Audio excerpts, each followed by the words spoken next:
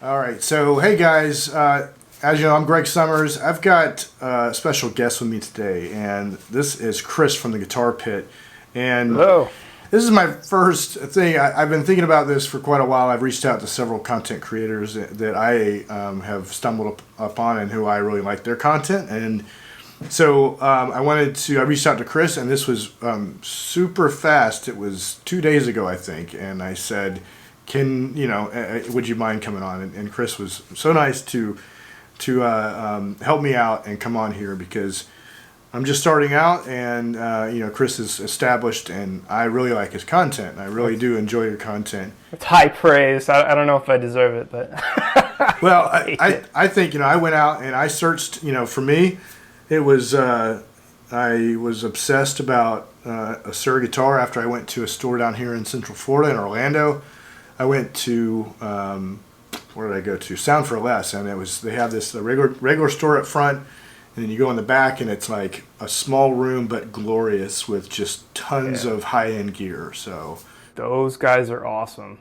Have you been there? No, but they sell me all of every Friedman I've ever bought has been from them. Really? And they have some good deals.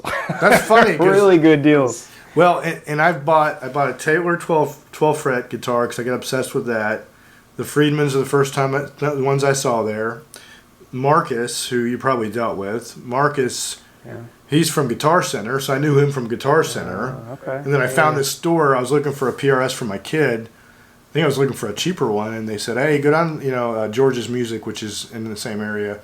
Said there's a store at Sound for Less, and I was like, what is that? I never even heard of that, and I go in there and I'm looking at the back. They have Strymon and Suhr and all this stuff. So I had looked on Suhr's website, but I couldn't. The neck profiles kind of confused me, and so I played this, and I was like, this thing is awesome. It was highly reliced, and it was a terrible relic job actually. So they still have it on their website. Friedman does a better job for sure. The Suhr relics are a little weird. They're different.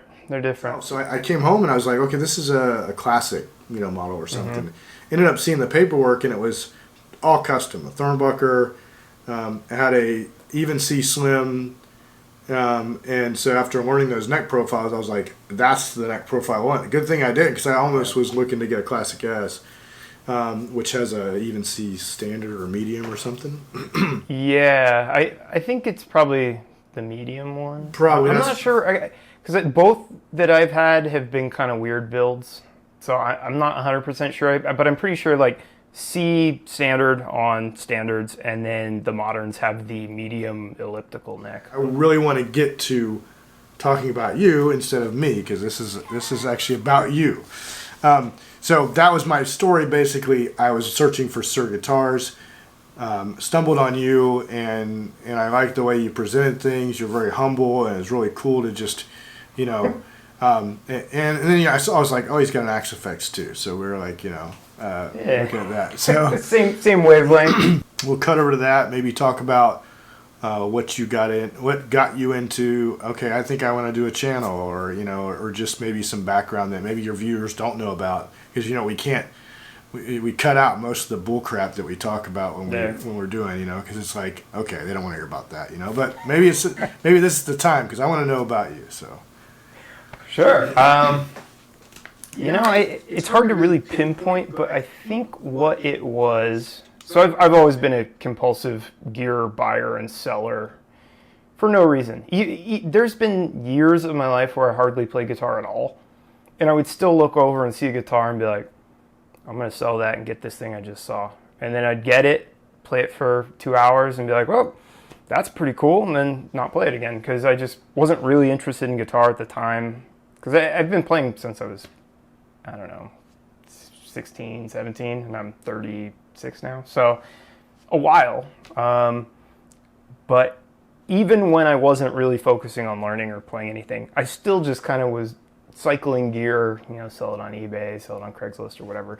And I think Reverb is the thing that really killed me, because the shipping's pretty cheap and it's an easy site. So far I've had really good luck with it. And so I just had, I think the year before I started my YouTube channel, it was ridiculous. I probably bought and sold 20-something guitars that year, and I was like, huh, you know what? I should probably film this. And the reason is I was always looking for something kind of unique or different. And I remember I got in my head, I was like, I need a USA Jackson soloist, and I want this specific kind, and had all these things I was looking for. And I went on YouTube looking for any sort of content about it, and there's literally nothing. All the videos with that sort of thing were basically VHS quality. I know that sounds like crazy hyperbole, but it was stuff that was like ripped off of DVDs or something from whatever, a music shop or something like that. None of it was just a guy kind of picking through it as somebody like me would, because of course the music stores have an incentive to say, hey, this is the best guitar we've ever played. And there just wasn't any close-up shots. I really like the detail. So a lot of channels have a tone demo where they have the world's best guitar player. He sits down, plays a couple things, and they go, that's it. And I go, well, wait, how's the neck feel? How's the fretwork?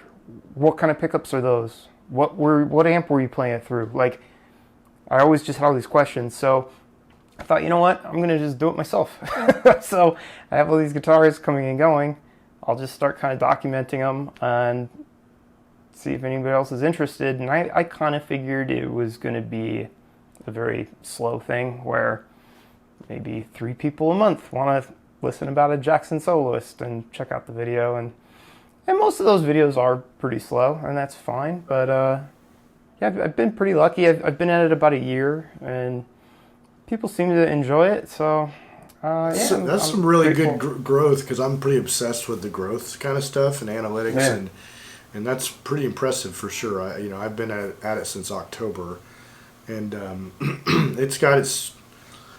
I think when you really want it, it doesn't come. It doesn't come when you want it, but when you don't really have those expectations, like it sounds like you don't, then you get blessed with those things that you didn't expect. And so I'm trying to have those, because for me, I've got a day job, I got a career. It doesn't mean I'm not looking to make a living at it. I'm looking to share and be honest with people, and I, just like probably you, want real subscribers, real honest people. I don't want to buy anybody. I want people to subscribe because they really truly love the content, not some clickbaity kind of thing. Although what got me to call you or to reach out to you was your latest Reverb thing, because I was like, dang, that's like what I'm like trying to do right now. I was thinking, okay, do I buy this and have content? Can I make money at it? Like, can I not lose it? Which is terrible. I'm gonna lose, money. I think yeah. If you go about it that way, there's almost no way. As soon as you monetize a video, you realize we're, I don't know, a factor of 100 away from even breaking even on a video where, let's say I buy a guitar, flip it after shipping and reverb fees. I'm lucky if I lose $100. There is no way I'm going to make $100 from a video reviewing a guitar. So, just even to returning it around, can you make your money back after all the fees, right? Yeah, a lot of times you can't, and I actually take some heat for that, because typically I tell people on my videos what I paid for the guitar, and so they say, hey, in your video you said you paid $2,500, and I see you trying to sell it for $2,900. It's like, yeah, that's reverb, insurance, shipping, payment processing. It's gone. I'm going to barely break even. Same thing. I have this the Fractal, the FX3, the FC pedals. So I have an FC6, and I just got an email that said you can buy an FC12 now. And I was like, I don't need an way FC. Better than your FC6 career. Well, and Thanks, I am terrible. I am an impatient person, and I end up buying something before I've sold the thing that I'm gonna to pay off the other. Because I do that all the time. And so I have this guy on Facebook. I ended up talking to him, and he sold me his FC6, and I paid him he didn't even try to, but I said, I want to give you $100 extra, I appreciate you doing this for me, you know, because he was doing me a favor at the time. And so I ended up paying $100 or so more for my FC, and so now I'm trying to sell it. People are throwing the curve off, man. Some of these guys are, there's still a wait list for them, and there's a lot of guys just offloading for what they paid for it. And I'm like, guys, you got to stop doing that. Yep. You know, but I honestly, I don't need it, but it was kind of like, if I can sell it and make some money back, I'll get. But my point was, people were asking me, you know, hey, I can get this for $500 from you. And I was like, well, you can't right now. You can't get it from Fractal for that. And I was like, it's okay if you don't want it. I'm not trying to rip anybody off. I'm just saying this is what I paid for it. Yeah. And so I'm trying to get it back. But yeah, same kind of thing. Yeah, but I just bought a pedal the other day. I was like, okay, you know what? Maybe I'll review this guy, how it sounds with the Axe effects. What I'm digging the whole HSS configuration. Yeah. I forgot how much I love that. I did too. I think we had similar arcs in our guitar likes from what I've heard from you, because you mentioned you were Ibanez guy, thin neck, and that was all me. And then I was like, okay, well, I still like humbuckers, thin neck, but now I want it to be like a PRS. And then I was like, well, you know, the neck could be a little thicker, and so I got something a little thicker. And then I was like, hey, you know what? I don't really use the neck humbucker. Maybe I'll go HSS. And I go, ooh, that sounds pretty good. And then all of a sudden I have like thick neck single coil guitars, and it's like, what happened? Well, I saw your Nags video. I was watching that. I still can't. I'm just terrible with all single coils, like the bridge especially. I can't. And I think if I was like, that was my guitar and I was searching for a tone, I would dial in something. Yeah. It's in there. But yeah, I agree. I would much prefer that to at least have one humbucker. But I mean, that guitar sounds so good and it plays so well. I mean, that's one of those guitars where I was kind of skeptical, because I thought, it's just like some guy who used to work at PRS, but no joke at all. It was really? Like, okay. So you would say, like, I mean, I like the Sir stuff, like playing that, I'm like, it just seems so unbelievable, you know, so I'm guessing it's up at the same quality as what you absolutely. And Sir's another brand that I, to be honest, kind of ignored for like the last 15 years. I didn't care. I was like, that looks like a stupid Fender. I don't want that. I want this ESP with purple and flames or whatever. And then finally that Sir Modern was the first Sir I ever played, and I was just like, okay, this is a whole nother ballgame. I mean, that thing's unbelievable. And that guitar, so I sold that guitar, and I actually made good money on it, and I kind of regretted it, and I thought, man, I probably shouldn't have sold that, and I probably get an email once a week from somebody trying to buy it off of me now. So I probably should have kept it, because every single message is, that's the best Sir Custom I've ever seen. You want to sell it? I'm like, wow, I did. That's funny, yeah. So I see you've got, I guess how many Sirs are back there? I only have one at the moment, which is a standard antique, right there. I guess I have two different cameras, so for you, it's right there. So that is a, the blue ones. Which one is that? Is that the antique? In the middle? Yeah. So that's a Friedman. Okay. So these two are Friedmans. That's a Cali and a Vintage S, and that's a Sir Antique, and that's a Music Man Luke. Those are super cool. I'm just always a little worried about the Music Man necks, because they are definitely different.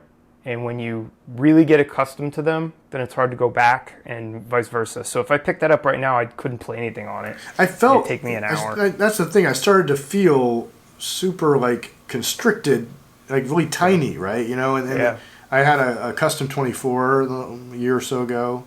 This basically is my custom 24 now. This drum set. So I converted. I sold it. You know, my kid plays it. I think he's really excelling at just about everything. He can play all of the stuff, and I'm just stuck with it.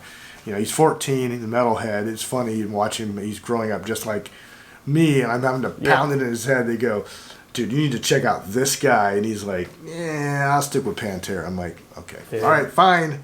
but it's not time yet. Yeah. It's not time yet. But he'll find it. He'll find it. Yeah, and that's how I. So he's kind of growing up the same. I'm 46, so I've got a few years on you. But so I'm a total 80s kid, and in high school, Still of the Night, all those Doc and all those guys. Mm-hmm. That was my rat.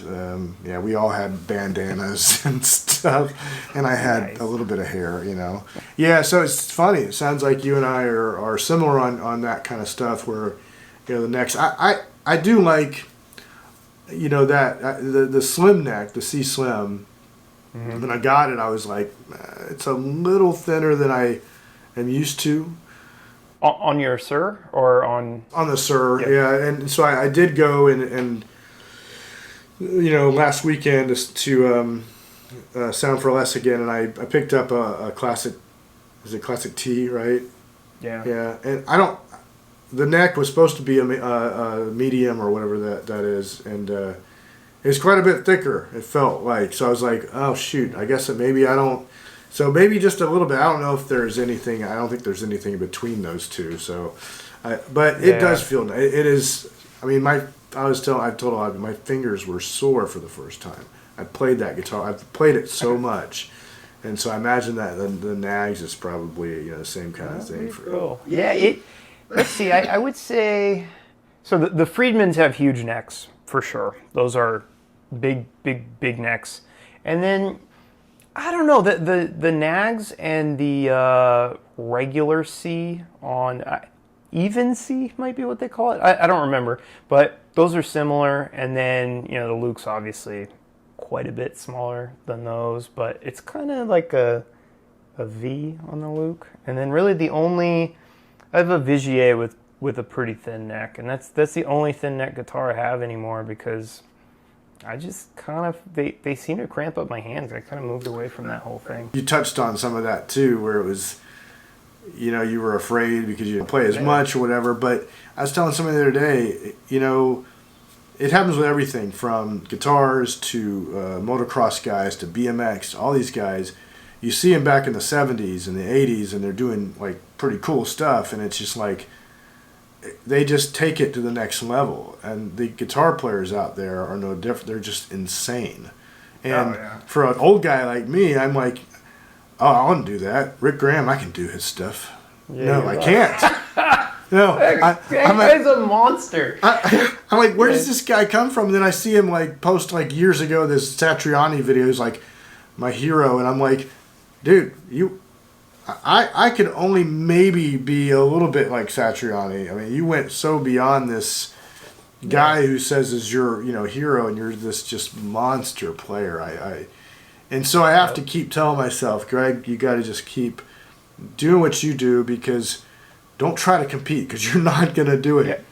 Yeah, that's something that I think as soon as the internet happened, then I gave up competing, and that goes with video games, guitar, whatever. I thought, hey, I'm pretty good. I can beat my friends at Street Fighter, and I'm an okay guitar player. And then you go, oh, well, you can play Street Fighter online, and you can go watch some videos on the John Petrucci forums, and you go, oh, everybody on there's beat me at every video game I play. So that's when I figured, okay, you know what? Just be happy with what you are. You're not going to win this game. So we talked about how it came to be and how I found your stuff.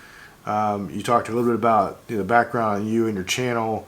Is there anything that, because I got the last topic was kind of some of your interests outside of the channel. Is there anything that you want to add to you and your channel and what the future may, what you're thinking? Is you going to keep doing what you're doing? Is that kind of, that's... Yeah, I got you.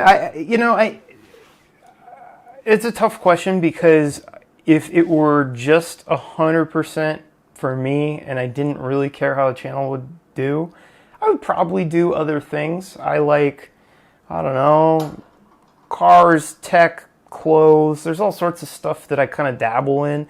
And I would love to be like, hey, here's a video on whatever random thing I found that week. Because, I don't know, I think the internet kind of aids your ability to get in a rabbit hole of really fine detail on something that you didn't care about yesterday. So, for example, be like, huh, that's a cool pocket knife. And then 7 hours later, you're like, I know everything about pocket knives because I just read everything. So I guess it would be cool to say, hey, here's a different type of video, but I'm reluctant to do that because I can't imagine my subscribers have the same exact, especially with its hyper-specific, weird interests. So, and I know a lot of other YouTubers. Do you know the In the Blues or whatever? He has a dozen channels, and I mean, that guy's a madman. He puts out more content than I've ever seen because he puts out a full-time job worth of guitar stuff, and then you realize he has a video game channel that's active, and a photography, and a tech channel, and a health channel, and you go, oh man, this guy's prolific. But that's I think part of my ideas as well is like, you know, but it's just I barely have enough time for this one, you know. But yeah, you can. Yeah. I mean, half the time I have an idea and I'm like, I want to put this out, and I'm like, no, I will get 0 views on that because people are just. I've put out now. I mean, really, the Axe Effects was what pushed me to my stuff, where I was like, I have content, you know. Yeah. Yeah. Or what would be even worse is you review a pair of shoes or something, and it does do really well, and it just obliterates your channel, and now you're a shoe guy. Well, so this channel is funny. This channel started out with my, the aviation blog was a iTunes podcast, so it was a video podcast. So I was getting my pilot's license, and I would stick a camera up in there, and I had the audio ported into a recorder, so I would clean it up and really make it good where people could learn something while I was learning how to fly, and so they could see all my dumb mistakes I was making. So I did that for a long time, and I had a YouTube channel that before, like when AdSense was, when you could get AdSense before, when you could get before the 1,000 thing, right? So I have like $70 in an account, just wait until I get a. I know, exactly. So but I had on this I had random flying videos, random like me talking in the car about aviation, maybe a RC planes because I was flying RC, you know.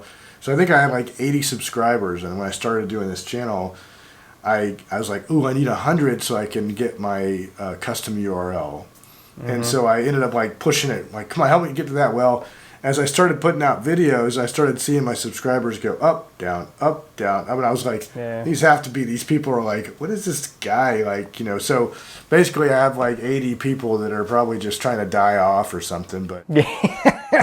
They're like, more guitar stuff, oh, okay. Yeah, they're like, what is this guy? He doesn't fly anymore, so, you know. Yeah. But, you know, but, and I get that my tech stuff, I mean, me and my guys talked, can we have a tech talk, you know, Linus Tech Tips kind of things, which, you know, guys, huge, but, you know, the guy that works for me he's like a mini me where I was when I first started, and so he's really passionate about the nerdy stuff, and I'm like burnt out on a lot of that because I've been doing it for so long.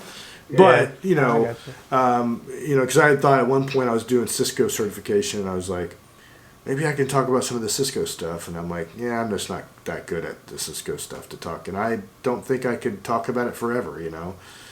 So you say you're in anything tech related, you're into gaming, like, so you mentioned Street Fighter and stuff like that. Were you like, did you have aspirations of like online competitive gaming or anything like that, or? Yeah, and I wanted to do game development too. I mean, that was growing up. Loved video games, loved computers. What was your first computer? I had a 486 DX 66 megahertz with 8 gigs of RAM, or 8 megabytes of RAM, I think, and it was a Gateway 2000. I remember those. I worked on a lot of those. Yeah, that thing was a piece of junk, and our family friend had those kind of Sierra, and I think LucasArts and stuff, adventure games, like, and, you know, I tried to put one in, and of course it goes, hey, you don't have enough RAM, and so I was like, okay. I think all the information I had was like, you need to make a boot disk, and so I must have had internet. I guess I had internet. I can't even remember, but somehow I figured out that, and then I got super into just computers in general, but games started my interest in computers. It was okay. This doesn't have enough, whatever graphical power. It didn't have a GPU at the time, did it? I guess not discrete. Yeah, no, right. And I remember that was mid '90s. I thought I started seeing those come around. Yeah, the first GPU I had was like a Voodoo 2, I think, something like that. I went through that too. Yeah, for sure. Yeah, and so, I've always been into computers, games, but I don't know, the programming thing didn't really appeal to me. Once I kind of got into learning that, I went, I don't know. And I worked in quality assurance at a couple places doing game testing for a little bit, and that wasn't that fun either. And that's when I went, okay, go somewhere else, because those places are tough. They really bad schedules. People are miserable. It's just crunch time all the time. So I went elsewhere. But I still play some games, but it's less of an interest these days. Mostly because I just don't have any time. I used to have a couple free hours. Now I shoot a video, whereas maybe before I'd sit down and play a game. But I'm kind of down to the wire. I probably only have only a couple guitars left that I can sell. I gotta stop. I mean, I've got a telly over here, which you can't see at all, but an American Professional, a couple years old, and I figured out my problem with Strats because of the medium jumbo frets. I learned over time that it was the frets that I didn't like on a standard, because I get caught on the fingerboard, and I wasn't grasping that until I bought this one. That the American Professionals come with American narrow tall frets. Okay, yeah. And so I was like, oh, okay, this is why I can't bond with a Strat. So it was cool to discover that. But after playing the Sur, I'm like, if I'm gonna get a telly, I would probably do a custom that neck profile telly. But I'm not even sure if I'm even after that HSS. I'm like, I think this is the sound that I want. Yeah. I don't. And Surs really make like slightly worse guitars feel really bad. I found that was a big. I mean, Sur. I guess the first guitar I had that was really like that is I got a PRS Custom 24, and I hadn't spent a lot of time with them or anything, and I got that thing out of the box and immediately went, oh, all my other guitars are really bad, and I didn't know.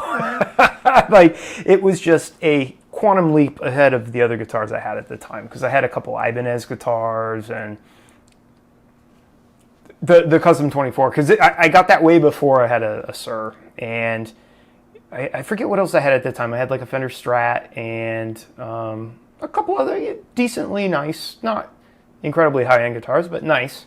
But I remember just thinking, man, the Custom 24, it sounds better, it plays better, it looks better, all the hardware is better. I like every part of it better. And that really turned me off of a couple brands that I used to really like, but I just realized, you know what, like, for example, I'm sure a maxed out custom shop Fender Strat is cool, but that's kind of money I'm not super interested in spending on a Fender.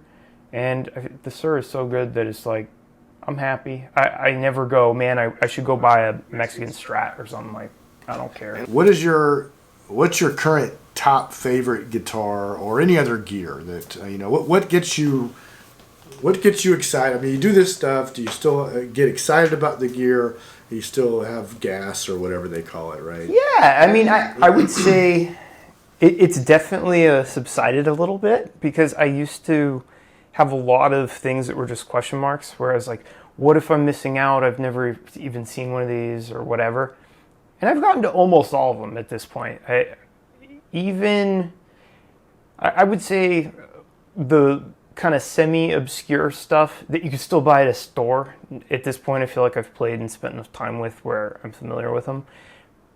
So I guess the really high-end boutique stuff, not quite, because there's really no way to do that. Because you can't buy a $10,000 guitar, because one, you're going to lose $5,000 the second you buy it. And two, you're never going to find even a buyer at $5,000, because they're hard to sell, nobody's looking for them. So that probably won't happen, but I'm still curious. For example, Nags was one I was pretty curious about, and that worked out really well, and I was really happy with that. But to be honest, the Sir Antique that just was all the right things for me. You know, sometimes you just pick something up and go, yep, that's the one. And I think, and I try to be hyper aware of, you know, that like new shiny honeymoon thing where you get a new guitar and you love it, and then 2 weeks later you're like, who cares?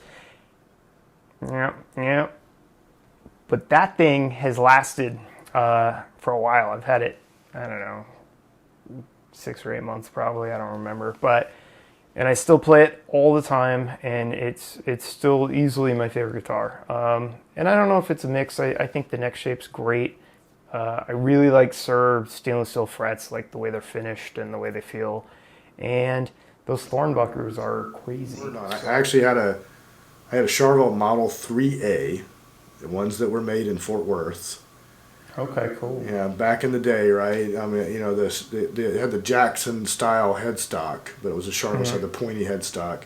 Yeah. Rosewood. Maybe you can guess why I bought this. I'll be impressed because you're 10 years younger than me. Yeah, I don't know. It was red. It didn't have a maple neck, but it had a rosewood neck. But it was red. Had that thing, and it was just the old Stratty super Strat body. Just think 1980s. Who had a red one? Maybe in a movie that I got obsessed about and saw. Oh, I got it. It's not. It wasn't Steve Vai. It was the kid, right? Steve Vai had the red one. What was the kid playing? Oh, that's right. That's so weird. Why was he playing that on the telly? Yeah. It was Steve Vai. Yeah, Crossroads. Hell yeah. But that was that movie. I was like, I had the VHS and watched that obsessively. And then when I went up, I had this, I played bass at the time because nobody could play bass. So I started out on bass.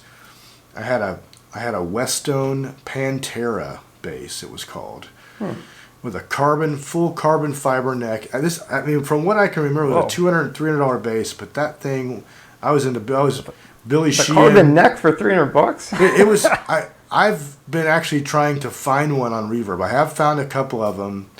It was a pearl white. It kind of reminded me of your Spectre bass kind of shape, right? Sure. Really sleek, you know.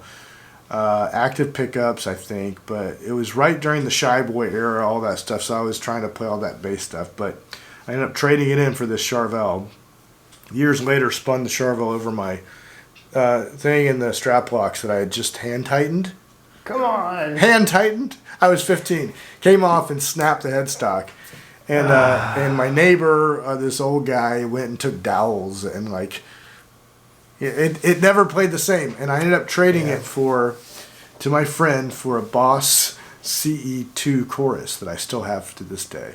Wow. So I mean, the chorus I could probably sell for maybe a couple $100 now because it's worth something. And I have an old delay that's the same way the analog delays that are Japan ones. But so and then I got this. I went in the military and I got back from basic training and I had money, so I went and bought this RG 570. And my point, I was getting to a point was I really got to the tremolo was the edge tremolo. Yeah. And I was like, they were awesome. And I found out, of course, recently as I started to research how much people want those tremolos.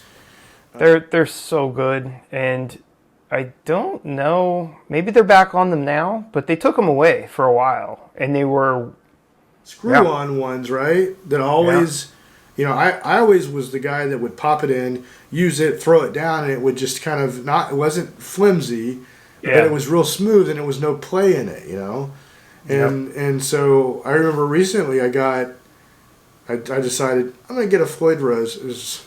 You and me probably went through the same amount of guitars, but I got the John Petrucci model a couple of years ago, ended up returning it, and that's when I got my Custom 24, but it was the one, whatever one with the roasted neck, he's got a Floyd Rose on it. It was... 15? No, 14? I don't know. 16 maybe. I think it might be 16. I don't remember. It's the black one with like no piezo and stuff. Yeah, black one Yeah. with the Floyd on it. And I put that on there, screwed it on, use it once, and there was a tiny bit of play in the arm, so it would go tick, tick, tick, tick, tick. Even just moving, and I'm like, this seems like a terrible flaw. I was like, why do they? But maybe that's original Floyds that do that. I don't know. It's terrible. So I don't know. I've only had a couple of them, and I hate them. And so every time I have one, I'm mad at it. I never pick that guitar up. And then I think, why did I buy it? So Callie's all have Floyds on them, but that one doesn't. It's the only one. It's like the only one. I've seen two of them, and I owned both of them because I was like, a Callie with no Floyd. And Sound for Less just basically said, yeah, I don't know, we ordered one. So that's Sound for Less back there. Yeah, I think both of those are, and a couple. When did you get that one? I don't know, probably. I think the black one was maybe 2-3 months ago, and that one's probably like 4 or 5 months ago. That's funny because I guarantee I probably saw those or played those in the store. You know, we're all trying to. And the nice thing is about this is, as much as I can kind of get discouraged, where honestly my goal for a channel has always been to be in the community, to be. Yeah. That's what I wanted to break into, was not to be on some level of a guy that's 200,000-300,000. I mean, he's past whatever, but there's new guys coming up all the time, and we all can have this talk shop kind of thing where everybody's got some cool opinions, and you find other people that are really similar to what you've gone through, and you're like, okay, I don't feel so bad now, and but I think that's a big reason that I kept going, because I mean, at this point, I don't have any like delusions of waking up with 1 million subscribers or even making minimum wage would be impossible, basically, at the rate that this platform, and you really have. And that's kind of why I started my website. I was like, you're not going to make it on YouTube. So, but I found that the comment section, that everybody, I would say 99 out of 100 comments are thoughtful and helpful, and not just, hey, you suck or whatever, which is kind of what I thought it was going to be.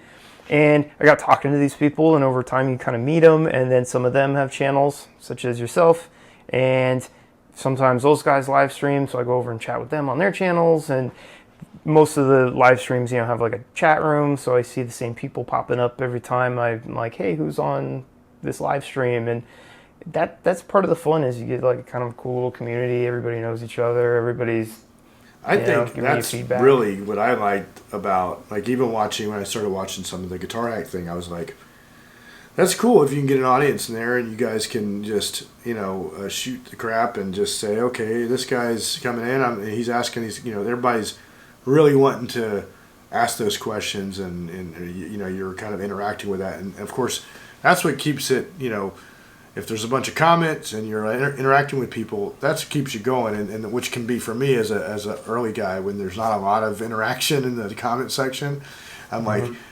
okay, that topic wasn't very, so it's tough for me to go, because I don't really need the comments of, hey, I was awesome, dude, you're, because right, because I always appreciate those, but I want to be able to interact with you. And so I did want to touch on the only thing that's driving me crazy on the Sur is that Godot. You can't use it like the Floyd Rose. You got to get used. You want to, but I've discovered that the inherent tuning issues that I don't think I had on my Luke 3. Maybe I did, and I just didn't notice it. But I don't think. And for a long time, I thought that locking tuners were why, but locking tuners are only there for fast string changes, really, basically, pretty much. And so, I've learned about the slippage and trying to compensate for that, and that's kind of driving me crazy. And so, but I saw that Pete Thorne talked about this Wilkinson locking bridge. Have you seen that? I've only I've seen a couple pictures of it, and I watched a couple minutes of the video you're talking about. It's when he's got that teal. What's up with the bridge, or teal guitar or something? Oh, that guitar is so cool. Yeah, well, he said it drops right in, right? Which is cool. You know, Have you tried? I have a Friedman ASM 12. just about to ask, is that a ASM 12? Because I have that. Oh, can you see it? Yeah, I think so. Yeah. I can hardly see on. Yeah. That's your brown case there. Yeah. That thing is a shin kicker right there. That thing hurts. No joke. It's designed to tear up your shins. There's no way to hold it. It weighs what, like 80 pounds or so? It's crazy heavy. Yeah. It's the actually angles 50 on it. pounds, but it's a strange 50 pounds. And I ended up getting this great at Home Depot. It's the best investment was a dolly that converted into a flatbed, right? It was $40. That's how I carried that beast with the Helix on top at the time. I see. And I found that I dial in all my presets on the ASM, and then I go to, we're all in-ears at the church, so it translates fairly well, but it's very. The problem is, dialing in it's very tiresome on my ears. Sure. So, and of course you're blasting a full range speaker in it can be kind of sterile. Yeah. And if I was to do it over again, and if I was playing clubs still, I'd probably doing the power amp cabinet thing. Yeah. Because I was reluctant to get it because I had read basically that multiple times. People say, yeah, I mean, it's okay, but it's not the same as a power amp. And I just kind of think, whatever. Because, a lot of people say, well, Axe Effects isn't the same as a tube amp. And okay, it's not, but I don't care. I love it. So I thought maybe it was the same sort of deal, but I kind of get it. It's not 100% the same, but I think for what I do with it, I'm plenty happy with it. And 99% of the time, I'm just using. Especially when you're in the room and you're playing with it and you're not blasting it crazy loud. Up on its side is the best way it sounds. If you put it as a wedge, it'll kill you because you're never playing directly in your face, Yeah. So, that's kind of stupid. People are, I use it. I'm like, I don't point wedges at my ears either, but I found that when I played live, I would put that behind me and it felt like a cabinet more. But it feels, I don't know if the word is, they feel a little sterile into my ears. And maybe it's the amount of air that it's not pushing. But I did plug it into my Bogner in the effects loop. And I hadn't done that before, and I was like, "Oh my gosh, this thing sounds." I got it super. I would go back and forth between my head and the Axe Effects, and I was like, "That's it. It's just pushing the air in that cab. That's what I'm missing, And so, if I had it to be do over, I'd get a solid state. Maybe one of those, like I thought the Seymour Duncan little power amps they have. The Matrix are super crazy expensive, Yeah, and it doesn't seem like you can even buy those. I know. I went to go buy. I was like, where do I mean, so the UK, right, or something? I guess it's like UK. There's one used here. It's on 3x markup, and so I just kind of wrote that off as like I don't even care.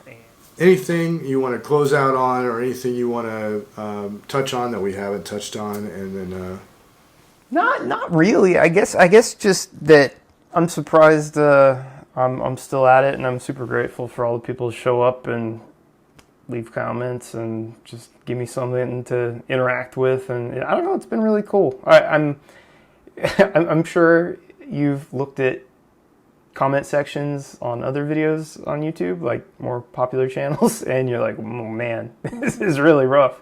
And I went in expecting that, and thankfully haven't gotten there yet. So I really don't know what I'm gonna do at this point because my agenda was there, but I was hoping for what happened because I think that it was very, very easy to talk to you and finding someone that where you weren't like, so what next? There's not a lot of that. Is there really? I think this software was better too, so it was really fairly glitch free, right? Yeah. But anybody that hasn't seen the Guitar Pit, I think that is it's a great channel. You've got some varied content. It's very honest. I love the guitar shopping. Let's buy a guitar. That's pretty cool.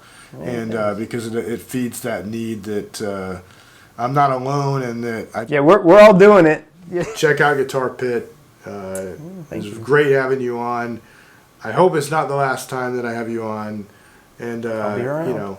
as I get this format down better, maybe it'll be something interesting to do something live, and then people can come over and from my audience and talk to you. So my little audience, I want them to subscribe to your channel and go watch. He's got some really cool stuff. So Cool. Thanks. Well, I appreciate you having me on, and yeah, let's do a live thing next time. Those are always fun, and they're always kind of weird. So.